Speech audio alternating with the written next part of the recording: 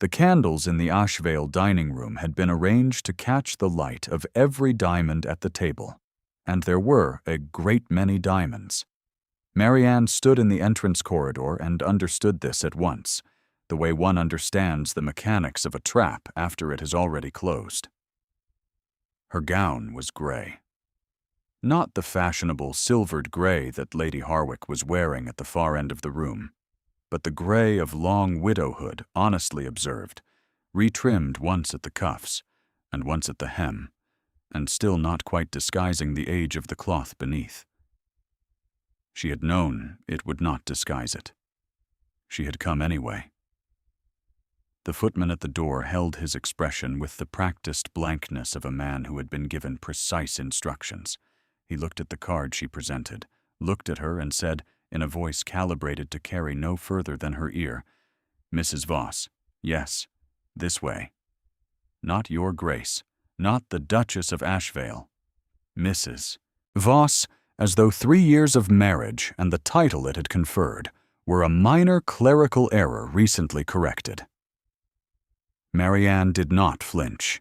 She had been practicing not flinching since the morning, 6 weeks ago, when Lady Cordelia Voss had summoned her to the east sitting room and told her, with the particular composure of a woman delivering a verdict she had long rehearsed, that the estate solicitors had confirmed the title had never properly transferred, and that Marianne ought to begin thinking of herself as a private person once more.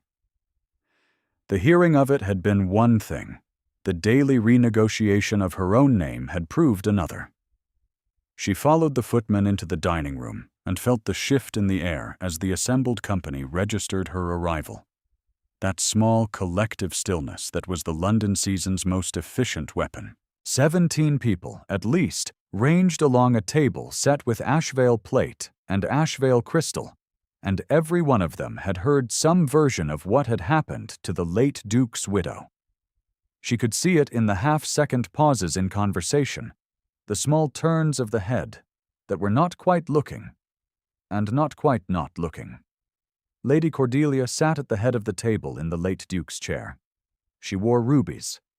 At her right hand sat Miss Honoria Crane, 22 years old and magnificent in primrose satin, with the particular brightness of someone who has been told her entire life that she is exactly what every room has been waiting for.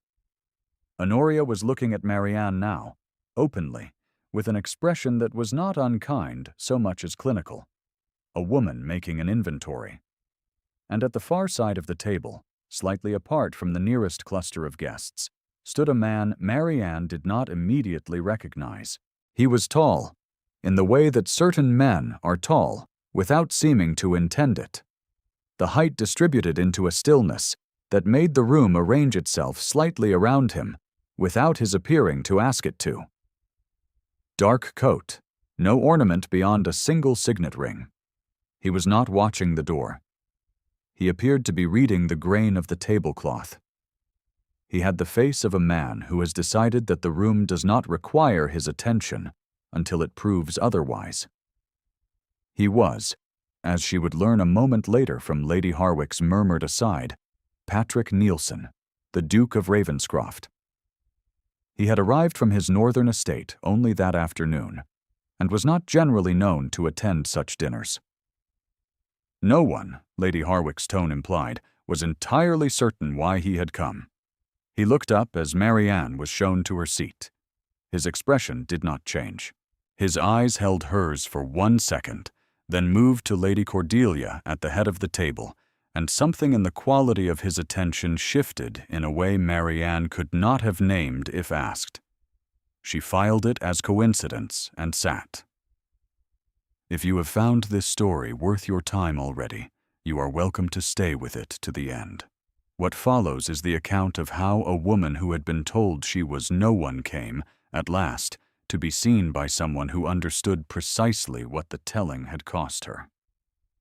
The dinner proceeded as Cordelia had arranged it, which meant that Marianne had been placed below 3 women of lesser connection, and to the left of an elderly baronet who was quite deaf and perfectly pleasant, and required nothing of her but a patient smile at intervals.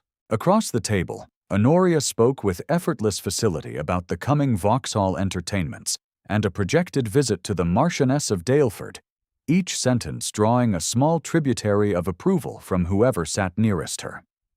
She spoke to Marianne once, briefly, to ask whether she found London changed since her period of mourning. The question was delivered with the precision of an arrow, dressed as courtesy. "I find it much the same," Marianne said. "The same people in the same positions, assessing the same arrivals." Honoria blinked, found nothing in the statement to object to, and returned to Vauxhall. It was near the close of the first remove that it happened. A footman, uncertain of precedence, had placed the wine-glass before Marianne's current setting rather than Honoria's, and Cordelia, from the head of the table, corrected the error with a clarity that silenced the near end of the room. "Miss Crane is seated in the position of honor this evening," she said. And then, with a small deliberate pause, "Mrs. Voss will not require the Ashvale vintage. She is merely a guest." Merely a guest. The phrase was so neatly made that 3 or 4 faces turned away immediately, as though they had witnessed something that manners required them not to have seen. Marianne folded her hands in her lap and looked at the candelabra above the centerpiece. She counted the flames. 7. She pressed her thumbnail into the pad of her index finger and counted the seconds of silence and did not look at Lady Cordelia, and did not speak. From the far side of the table, the Duke of Ravenscroft set down his own glass and said, in a voice from which all inflection had been deliberately removed, "Lady Cordelia, I find the arrangement of the lower half of this table does not serve the conversation well. I wonder if Mrs. Voss might be moved to the seat beside mine. I have questions about the Ashvale Library collection that I understand she is best placed to answer."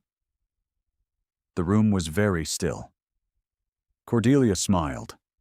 The smile of a woman who understands she is being tested and has not yet decided whether to engage. "How very particular of you, Your Grace. I am sure Mrs. Voss will find your interest flattering." Marianne was moved to the seat beside his. She did not look at him directly for the first several minutes, occupying herself with the serving dish before her and the careful maintenance of the expression she had been constructing for the past 6 weeks. The expression of a woman who is perfectly comfortable and requires nothing from anyone. When she finally did glance sideways, she found him looking not at her, but at the middle distance, and she could not determine whether she had been seated there as an act of protection or simply because he had genuinely wished to discuss a library. "The collection is largely theological," she said quietly. "The third Duke had a particular interest in early manuscripts. I should warn you that the cataloguing is incomplete." "I know," he said. "I have been corresponding with the estate solicitor on the matter for some months." He paused. "I did not come here for the library." He did not say why he had come. He reached for the salt cellar and applied it to his plate with the focus of a man who has closed a subject, and Marianne was left with the sentence sitting between them like a door that had been opened 1 inch and then quietly, firmly, pushed back. She told herself it meant nothing. She was 24 years old, and she had been married to a man of charm and intermittent warmth for 3 years, and she had learned, in that time, to be cautious of rooms where men controlled the questions and the silences in equal measure. She told herself this, and was almost convinced by it. The following morning, before the household had properly woken, Marianne went to the library. She went because the library had been her room in the years of her marriage, in the way that no other room in the great house had been hers. Not the morning room where Cordelia took her correspondence, not the drawing room where the visiting calls arrived. The library, with its smell of binding paste and the particular quality of northern light through the high, narrow windows, had been the one space in Ashvale where she had been permitted to think at a pace the house did not regulate. She was not, strictly speaking, permitted to be there now. She was merely a guest, as Cordelia had established. She went anyway. She was in the middle of the theology section, reviewing the condition of a folio she had spent 3 weeks annotating in her second year of marriage, when she heard the sound in the corridor. She stilled. Not the rustling of a housemaid. The footfall was heavier and more deliberate. She had just enough time to close the folio before the door opened. It was not the Duke of Ravenscroft who entered. It was a child. She was 7 years old, or perhaps just short of it, with the hair that happens when a governess has braided it without attention, and the expression of someone who has recently stopped crying, but has not yet decided whether she is finished. She wore a white pinafore over a pale blue dress, and she carried a very small book pressed flat against her chest, the way a child carries something taken without permission. She stopped when she saw Marianne. Neither of them spoke. Then, from the corridor behind her, came the voice of a woman Marianne did not recognize, angular with impatience. "Miss Clara, you will return that volume this instant, and you will sit at your desk as I instructed, or I will write to your uncle this afternoon and inform him that you are ungovernable. Come out." The child, Clara, turned to look back at the door. She did not come out. She pressed the small book harder against her chest and made herself very still, in the manner of a creature that has discovered that stillness sometimes goes unnoticed. The governess stepped into the doorway. She was a narrow woman with a grievance organized visibly in her posture, and when she saw Marianne, she recalibrated only slightly. "Mrs. Voss, forgive the intrusion. Miss Clara has been taking liberties with the library, and I must insist." "What is the book?" Marianne asked. The governess blinked. "I beg your pardon?" "The book Miss Clara is carrying." "What is it?" A pause. "A collection of illustrated natural history plates, which she has been told she may not have until her French exercises are completed." Marianne looked at Clara. The child's chin was set at an angle that suggested she understood she was being assessed. "How far are you through the exercises?" Marianne asked her. Clara said, barely audible. 6 pages. "And how many are there altogether?" 8. "Then you are almost finished," Marianne said. "I expect if you go back to your desk now and complete the remaining 2 pages, the illustrations will be waiting for you before noon. Will you do that?" Clara considered this with the gravity of a small person being offered a contract. She nodded once, pressed the book into Marianne's hands with a degree of reluctance that was also, somehow, trust, and turned and went back through the door. The governess followed, the set of her shoulders communicating what she thought of the exchange. And Marianne was alone in the library again, with the natural history plates in her hands, and the particular quiet of a room that has just been used for something it was not expecting. She did not know that Patrick had been standing in the corridor the entire time.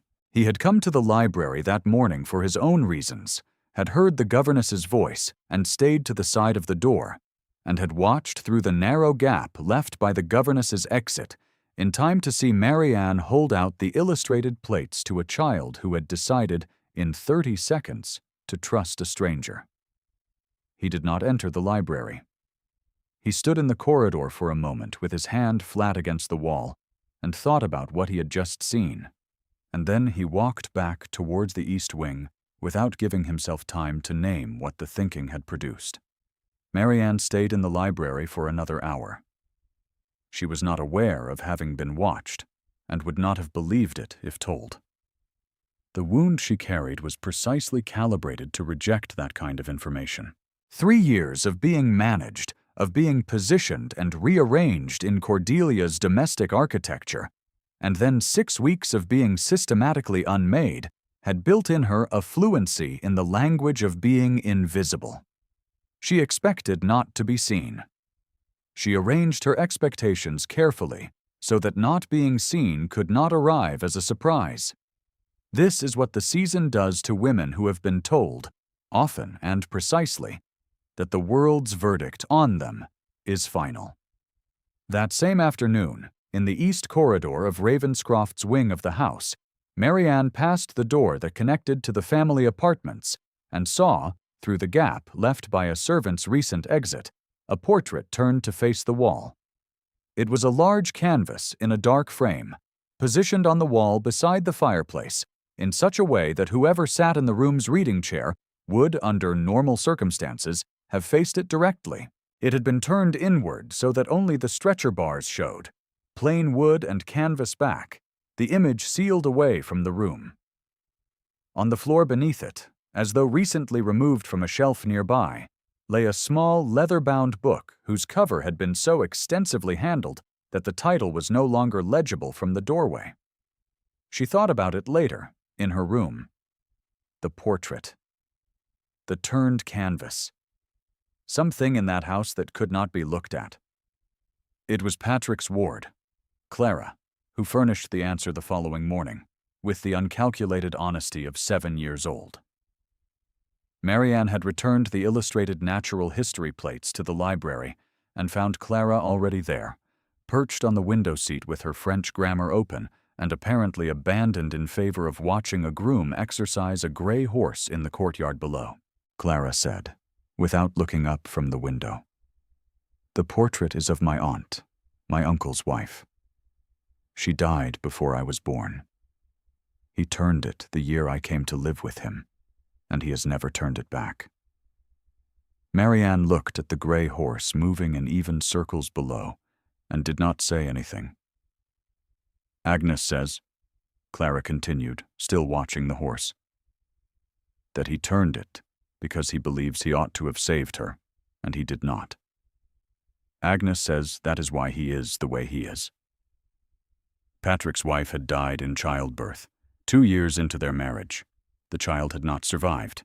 He had been left with the estate, the title, the portrait, and a conviction about his own culpability that had calcified over 8 years into the composed, deliberate coldness that the season read as pride.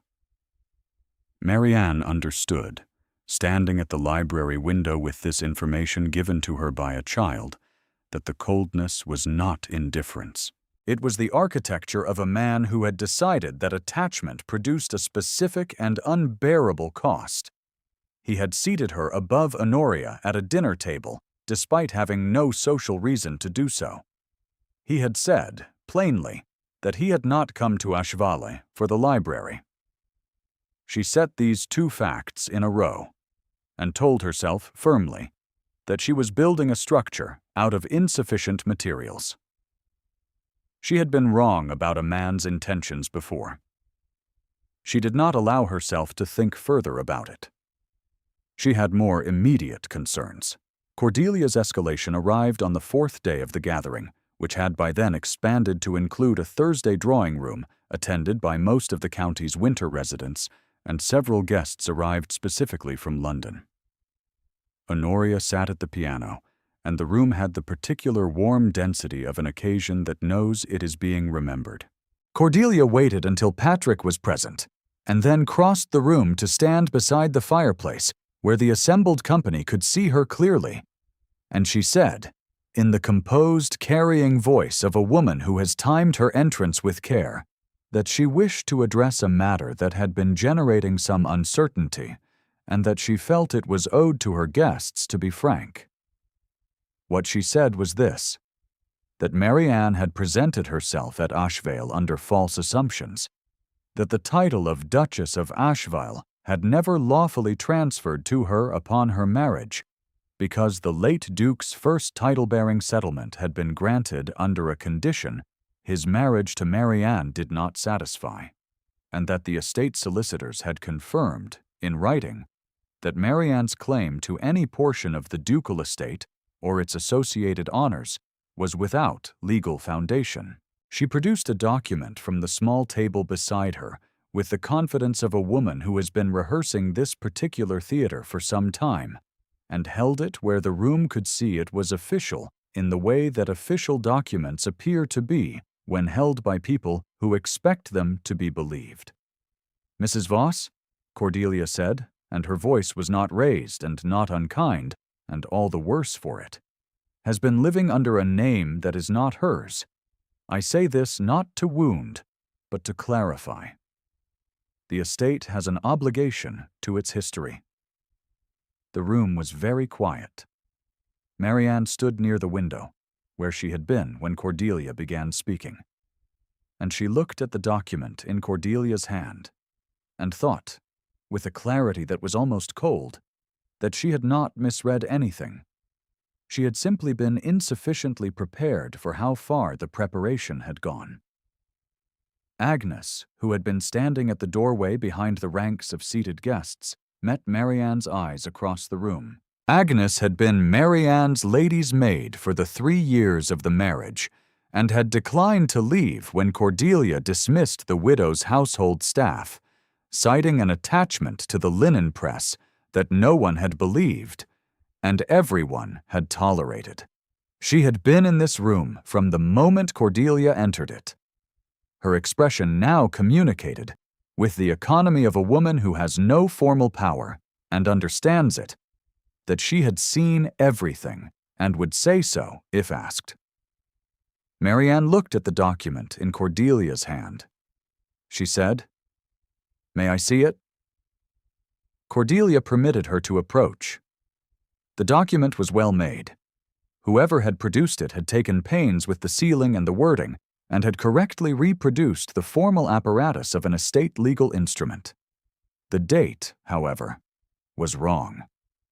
Not noticeably wrong to someone reading under the social pressure of a room full of witnesses. Wrong in the way that only a woman who had spent 3 afternoons in her 2nd year of marriage, sitting with the estate solicitor reviewing the exact terms of her husband's title-bearing settlement, would know. She handed the document back without expression. She said, "I see." She excused herself from the room. She went to find Mr. Sewell. The solicitor had arrived at Ashvale the previous day as part of the extended party, and had been positioned throughout, as solicitors often are at such gatherings, somewhere between a guest and a piece of furniture. He was in the small study at the end of the ground-floor corridor, working through papers with the focused quietness of a man who is happiest when the social machinery is operating at a remove. He looked up when Marianne entered, and his expression shifted from professional neutrality to something that was not quite concern, but was adjacent to it. She said, without preamble, "You have the portfolio, the one I gave you before the season opened." "I do," he said. "The sealed one?" "Yes." She had given it to him the morning after Cordelia's first summons, 6 weeks ago, with the particular foresight of a woman who has understood that the machinery being assembled against her is going to require, eventually, a specific kind of answer.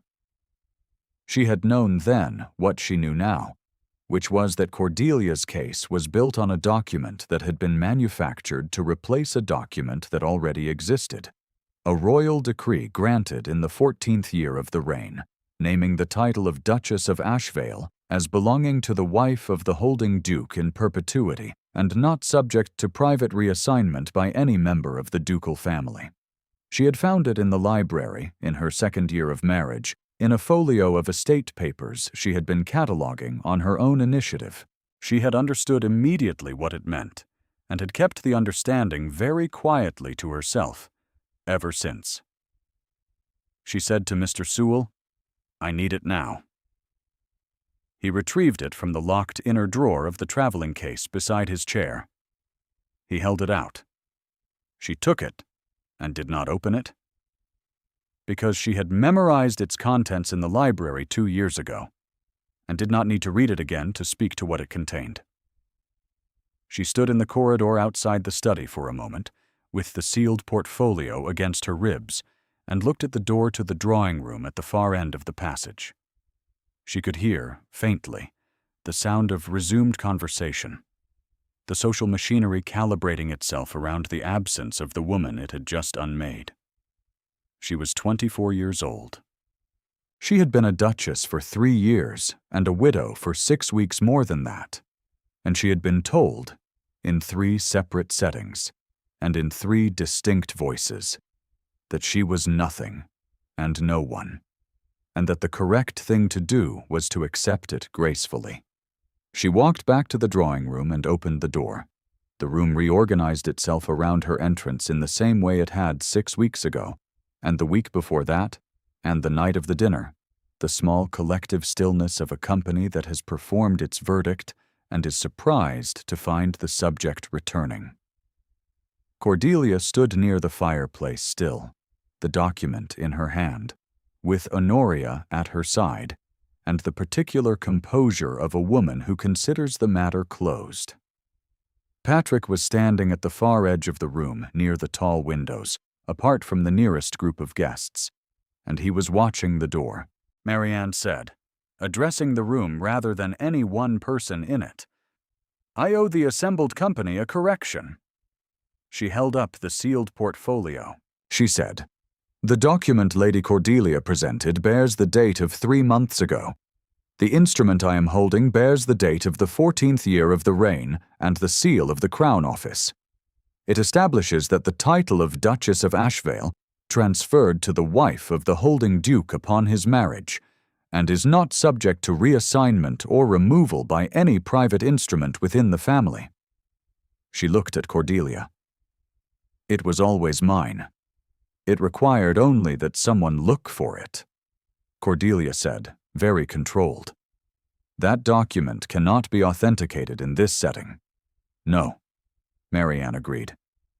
"It can be authenticated by Mr. Sewell, who is at this moment in the study at the end of the corridor, and who has held this portfolio in his custody since the 4th week of my mourning, sealed, with the date of receipt documented in his own hand." She paused. "I would be glad to have him brought in."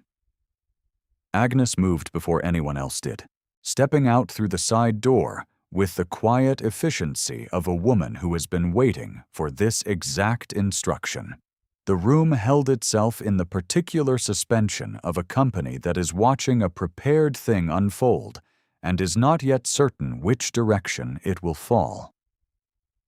Cordelia looked at the portfolio in Marianne's hand, and for the first time, the composure showed something underneath. Not fear, exactly.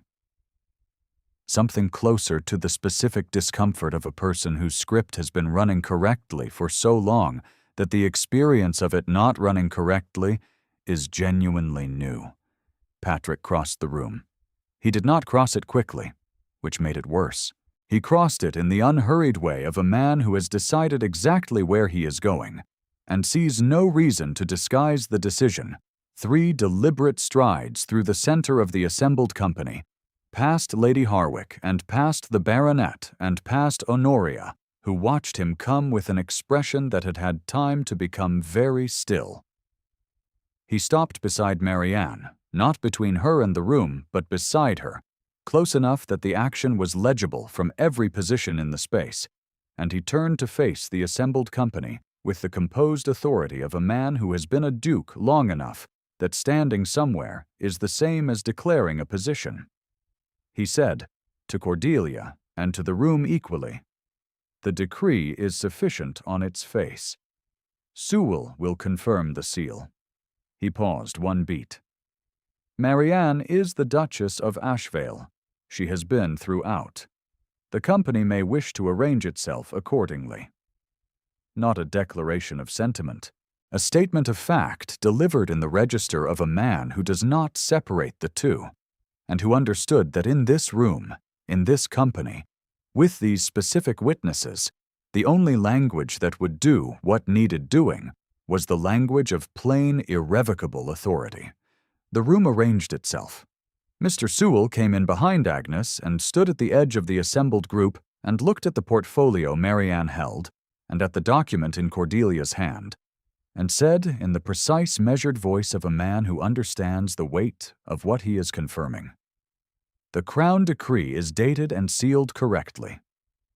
I have held it in unbroken custody for 6 weeks. The instrument Lady Cordelia has presented is not consistent with any document in the estate archive I have reviewed. Cordelia stood with the forged document in her hand, and a room full of witnesses who had all just watched her hold it, and the composure did not collapse dramatically. It simplified. The architecture of confident wrongness losing its scaffolding is not a loud event. She looked at the document, then at the room, and the expression that remained was the expression of a woman who has been told, clearly and in public, that the script she has been performing for the past 6 weeks has never described the territory she believed it did. Honoria, at Cordelia's side, had gone very still. She looked at Patrick once, with an honesty she had not previously shown, and found in his posture nothing that invited hope. She looked away. Lady Harwick, from her position near the piano, said quietly to the woman beside her, "The Duchess of Ashvale." And her voice carried just enough to be heard by the nearest part of the room, and there was a murmur that moved through the assembled company like water finding its level. The sound of a collective correction being made. Cordelia said finally, "I acted in the interests of the estate." "I know," Marianne said, and she did know, which was the more complex part of it.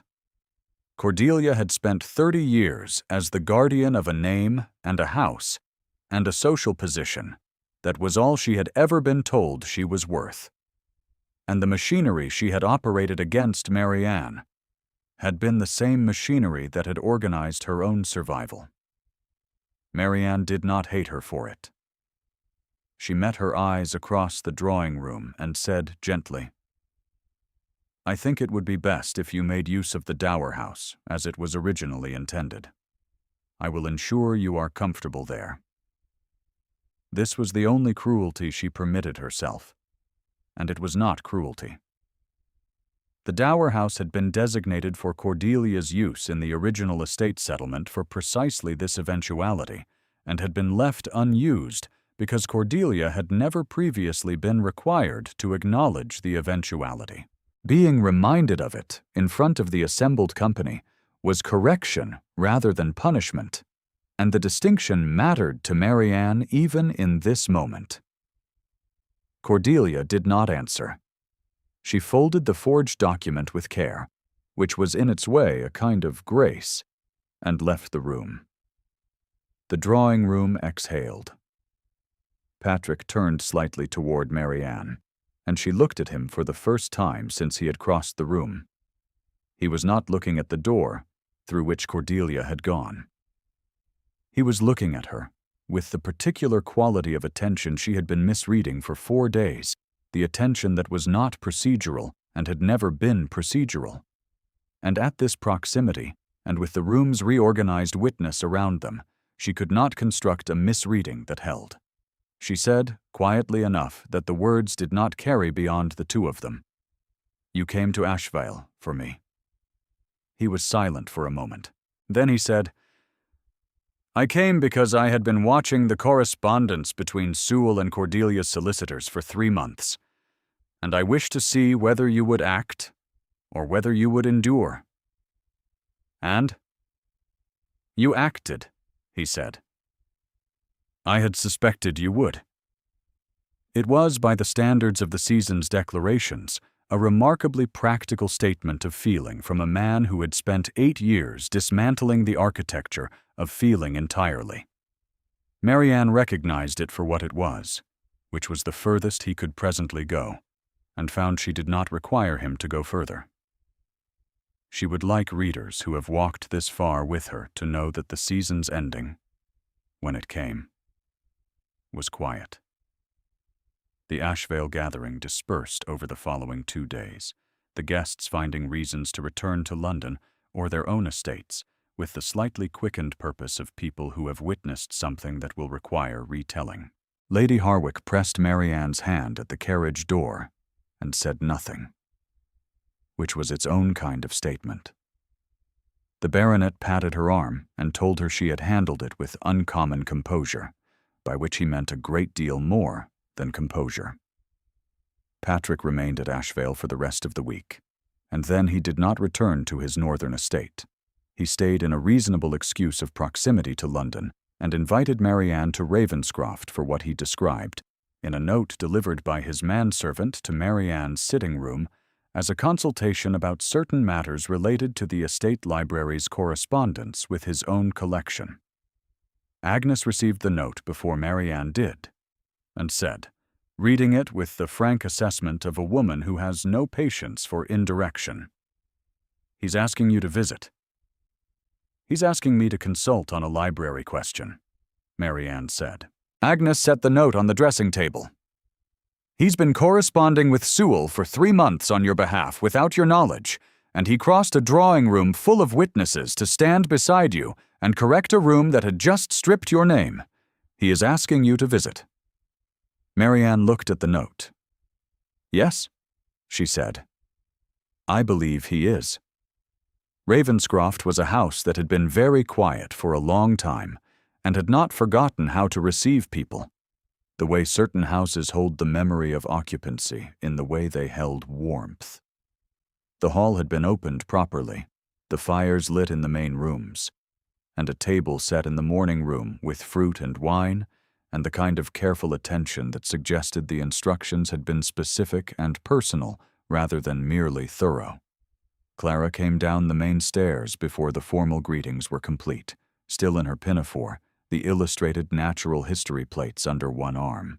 She stopped on the 3rd step and looked at Marianne with the directness of a child who has not yet learned to disguise her assessments. "You gave back the book," she said. "I did," Marianne said. "Have you finished the French exercises?" Clara considered. "Most of them." "Then we have something to work on," Marianne said, and Clara came down the remaining stairs and slipped one small hand into hers with the uncalculated trust of someone who has decided, quietly and without ceremony, that a person is safe. Patrick, standing at the foot of the stairs, looked at his ward's hand in Marianne's and looked away toward the window, and the expression that crossed his face in the brief interval before he had reassembled his composure was the expression of a man who has kept something sealed for 8 years and has just felt the first movement of air from an opening door. Ravenscroft was not Ashvale.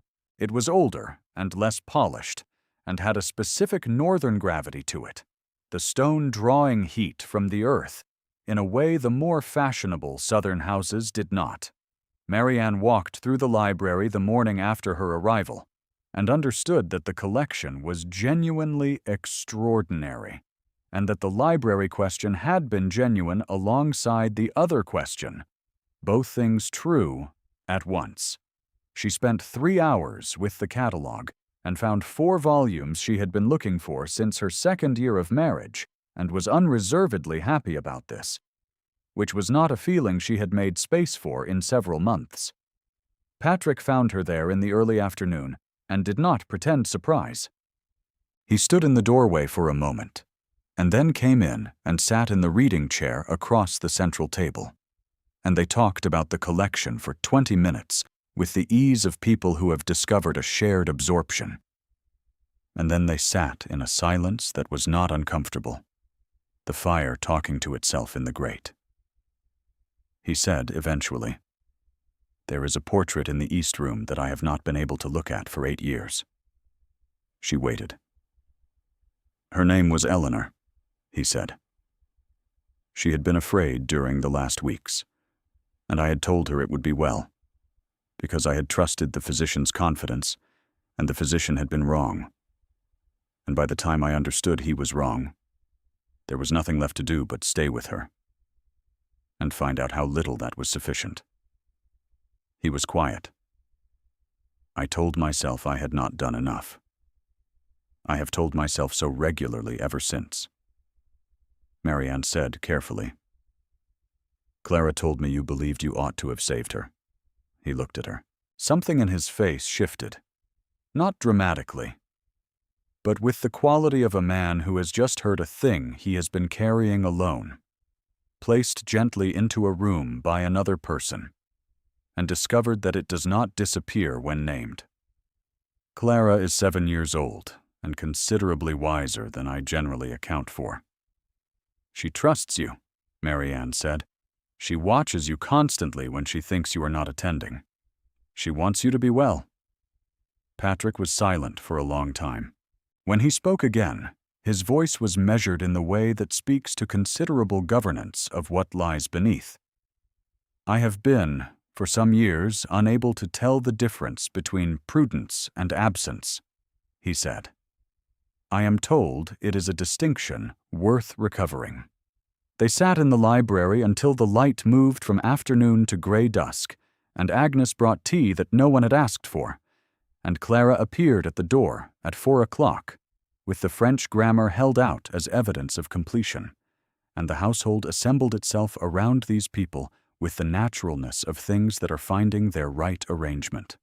The question was asked 3 weeks after Marianne's first visit to Ravenscroft, in the library, in the late morning, with snow beginning outside the tall windows, and the fire at the level of heat that makes the cold outside the glass feel like a deliberate frame rather than a threat. He asked it plainly, in one sentence, without the architectural apparatus of a formal proposal, which was the way she had known, without quite naming the knowledge, that it would come from him. She answered in one sentence. Clara was told that afternoon, in terms a 7-year-old could hold, and was silent for the duration of approximately 40 seconds before asking whether Marianne would continue helping with the French exercises, and upon being told yes, returned to the window seat and the natural history plates with the air of a child whose concerns have been satisfactorily addressed. Agnes cried, briefly, in the passage outside the library door, and denied it when asked. They were married by special license in the 2nd week of December in the chapel at Ravenscroft, with Mr. Sewell in attendance as witness, his sealed portfolio finally and permanently returned to the estate archive in its correct place. The ceremony was small, and the breakfast afterward was generous, and the snow that had begun in the morning continued through the afternoon, and covered the courtyard in the kind of clean silence that makes a house sound like it is telling you something. The dower house at Ashvale had been opened and furnished properly before the month was out, and Cordelia took up residence in it with a quietness that was, Marianne suspected, its own form of recalibration, the slow and private work of a woman finding out what she is when the machinery she has maintained so long has been finally set aside. Marianne sent a note when the arrangements were complete, cordial and specific, and entirely without the accumulated weight of the past 6 months. She did not know what would grow from that small gesture, and did not require herself to know. What she knew was that she had not been made cruel by what had been done to her, and that this mattered to her more than the season's verdict ever had. On a Tuesday evening in the 2nd week of that 1st December, Marianne sat in the Ravenscroft library with a catalogue she had been rebuilding for 5 days and listened to the sound of the house. Clara had been put to bed an hour ago, upstairs, and could occasionally be heard through the ceiling rearranging her blankets with the specific industry of a child engaged in sustained imaginative activity rather than sleep. Agnes had taken herself to the servants' hall with her needlework. The fire had reached the steady particular heat of a fire that has found its right size and intends to maintain it. Patrick came in from the east corridor and set a candle on the table beside hers and sat down across from her and did not speak, which was one of the things she had learned in these weeks that she valued in him. The capacity to be in a room with another person without requiring the room to perform itself. After a time she looked up. He was not reading. He was watching the snowfall through the window beside the fireplace. The courtyard outside softened and remade under 2 inches of white. The world contracted to this circle of warmth and candlelight and the sounds of a sleeping child above. On the wall beside the fireplace, the portrait of Eleanor faced the room, He had turned it forward the day after Marianne's first visit, without announcement, while she was in the library with Clara and the French exercises. She had noticed it the following morning and had not said anything, because there was nothing to say that the act itself did not already contain. The portrait showed a woman with dark hair and an expression of considerable humor, the kind of face that looks as though it has just said something worth hearing, and has been that way for as long as Marianne had known it. A presence in the room, rather than an absence, sealed behind canvas. She looked at the portrait, and then at the man who had turned it forward, and he looked at her, and the fire said what it had been saying all evening. And outside, the snow continued its quiet, comprehensive work of making everything new. The catalogue stayed open on the table between them. Neither of them attended to it further that night. If this story found you in the kind of evening that needed it, leave a word in the comments, any word, and the next story will find its way to you in due time.